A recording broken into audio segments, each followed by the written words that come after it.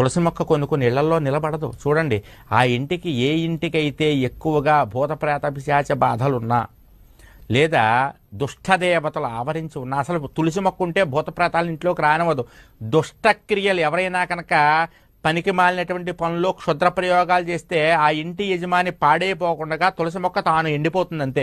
ఆ ప్రయోగాన్ని తాను తీసేసుకుంటుంది తులసి మొక్క, యజమానికి తగలనివ్వదు. అదేవిధంగా మారేడు మొక్క కూడా ప్రతి ఇంట్లోనూ పెరట్లోనేమో తులసి మొక్క, గుమ్మం పక్కన మారేడు మొక్క, వీధిలో వేప మొక్క ఖచ్చితంగా ఉండాలి. ఈ మూడు లక్ష్మీ అనుగ్రహాన్ని మీకు కలిగించేవి.